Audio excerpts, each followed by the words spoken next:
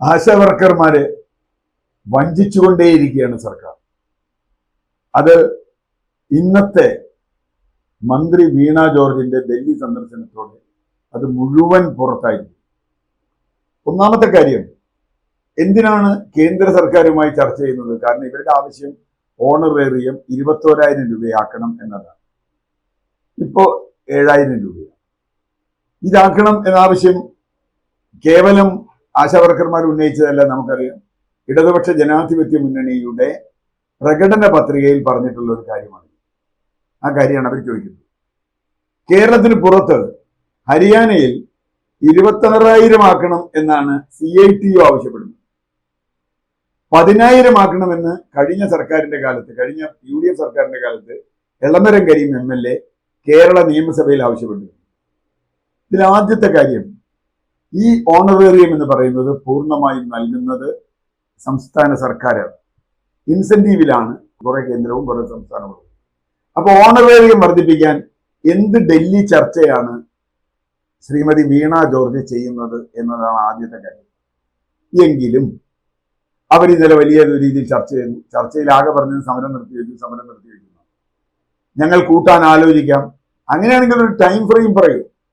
3 മാസത്തിനകത്ത് ഞങ്ങൾ 1,000 രൂപ വെച്ച് വർദ്ധിപ്പിക്കും, അല്ലെങ്കിൽ ഇത്ര രൂപ വെച്ച് വർദ്ധിപ്പിക്കും. സ്വീകാര്യമാണെങ്കിൽ അവിടെ നിർത്തട്ടെ. 21,000 രൂപ എന്ന് പറയുന്നത് അന്തിമമായ ലക്ഷ്യമാണ്. അതൊരു പക്ഷേ 2ഓ 3ഓ ഘട്ടത്തിൽ കൊടുക്കാം എന്ന് സർക്കാരിന് പറയാമായിരുന്നു. സർക്കാർ അത് പറഞ്ഞില്ല, ഒന്നും പറഞ്ഞില്ല. ആലോചിക്കാം, വർദ്ധിപ്പിക്കാൻ ആലോചിക്കാം എന്ന് പറഞ്ഞിട്ട് ആലോചിക്കൽ കുറക്കാലായി. പ്രകടന പത്രികയിലുള്ള കാര്യം നടപ്പാക്കണം എന്ന് പറഞ്ഞാൽ പിന്നെ അതിൽ വേറെന്താ ആലോചിക്കാമല്ലോ? പ്രകടന പത്രിക ആലോചിച്ചുണ്ടാക്കിയതല്ലേ. അത് മാത്രമല്ല, കേന്ദ്ര സർക്കാരിന് ഒരു ബന്ധവുമില്ലാത്തൊരു കാര്യത്തിന് കേന്ദ്ര സർക്കാരുമായി ചർച്ചയ്ക്ക് പോയി എന്ന് പറഞ്ഞു.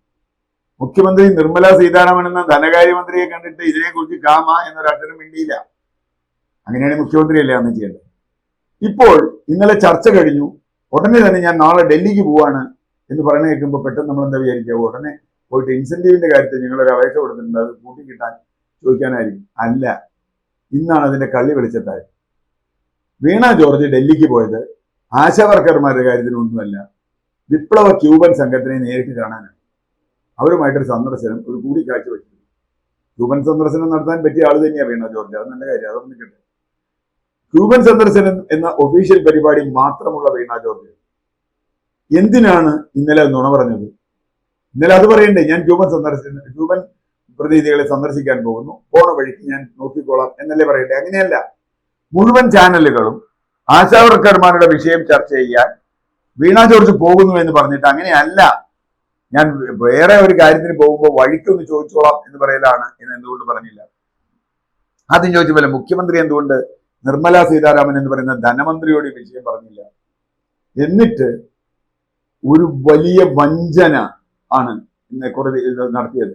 മാധ്യമങ്ങൾ ചോദിക്കണ്ടേ, നിങ്ങൾ ആശാവർക്കർമാരുടെ കാര്യത്തിനാണോ പോണത്? നിങ്ങൾ ഇവിടെ വന്നത് അതിനാണോ? ഇന്ന് രാവിലെ അവിടെ ചെല്ലുമ്പോൾ ഡൽഹിയിൽ വലിയ സ്വീകരണവും പത്രക്കാരൊക്കെ കേരള ഹൗസിൽ ചെല്ലുന്നു. ശ്രീമതി ടീച്ചർ, പഴയ ആരോഗ്യമന്ത്രി ശ്രീമതി ടീച്ചറെ കാണുന്നു, കേന്ദ്ര കമ്മിറ്റി അംഗം. ഇതൊക്കെ നമ്മൾ വലിയ വാർത്തയായിട്ട് കണ്ടു. അപ്പോ വലിയ പ്രതീക്ഷ ആശാവർക്കർമാർക്കുണ്ടായി.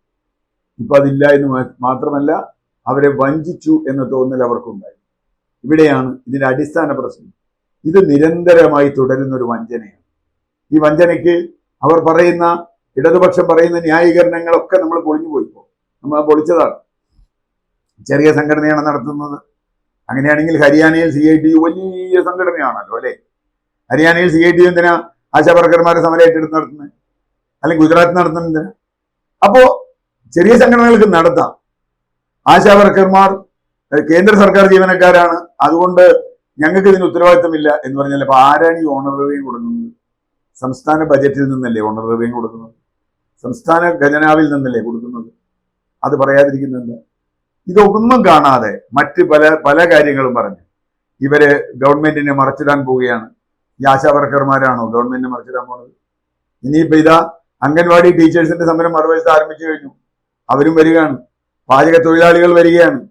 നോക്കൂ, സമൂഹത്തിൽ ഏറ്റവും താഴ്ത്തപ്പെട്ട വിഭാഗം, ഇവര് സ്ത്രീകൾ ഈ ജോലി മാത്രമേ ചെയ്യാവൂ തുടങ്ങിയ ഫെമിനിസ്റ്റ് ചില ചിന്തകളൊക്കെ വന്നിട്ടുണ്ട്.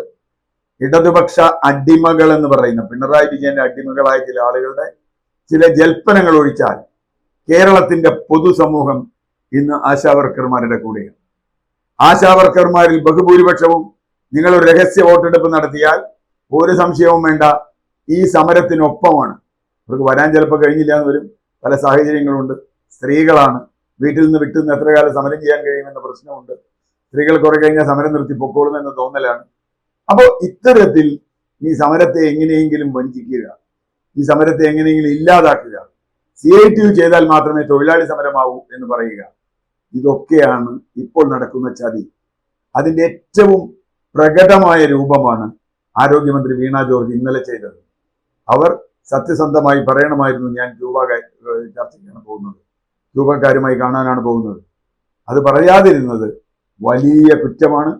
അത് മറച്ചുവെച്ചത്, ആ സത്യം മറച്ചുവെച്ച് ആശാവർക്കർമാർക്ക് എന്തോ ഗുണം ചെയ്യാൻ പോകുന്നു എന്ന രൂപത്തിലുള്ള പ്രചരണം നടത്തിയത് വഞ്ചനയാണ്. ഒരു സമരത്തെ എങ്ങനെ വഞ്ചിക്കാമെന്ന് ഏറ്റവും നന്നായി അറിയാവുന്നവരാണ് ഇടതുപക്ഷം എന്ന് അവകാശപ്പെടുന്ന ഇവിടുത്തെ ഭരണക്കാർ. അതിന്റെ മുമ്പിൽ വീണ ജോർജ് എന്ന മന്ത്രി നിന്നു, മുഖ്യമന്ത്രി നിന്നു. ഇനി ഈ സമരത്തിന് അതിന്റെ രൂപം ഇന്ന് മാറുകയാണ്. അവർ അനിശ്ചിതകാല നിരാഹാരത്തിലേക്ക് പോവുകയാണ്. ഈ സമരം എത്രത്തോളം നീണ്ടുപോകുന്നുവോ അത്രത്തോളം സംസ്ഥാന സർക്കാരിന്, സംസ്ഥാനം ഭരിക്കുന്ന കക്ഷിക്ക് വലിയ പേരുദോഷമുണ്ടാക്കും. കാരണം ഭരണകക്ഷിയിൽ തന്നെ നിരവധി പേർ ആശാ സമരത്തോടൊപ്പം നിൽക്കണം എന്ന് ആവശ്യപ്പെട്ടവരാണ്. അതൊന്നും ചെയ്യാൻ കഴിയില്ല, കാരണം ഏകാധിപത്യ ഭരണമാണ് ഇവിടെ നടക്കുന്നത്. അതുകൊണ്ട് പിണറായി വിജയൻ നേരിട്ട് ചർച്ച ചെയ്ത് പരിഹാരമുണ്ടാക്കിയില്ലെങ്കിൽ ആശാവർക്കർമാരുടെ സമരം അവസാനിക്കാൻ പോകുന്നില്ല.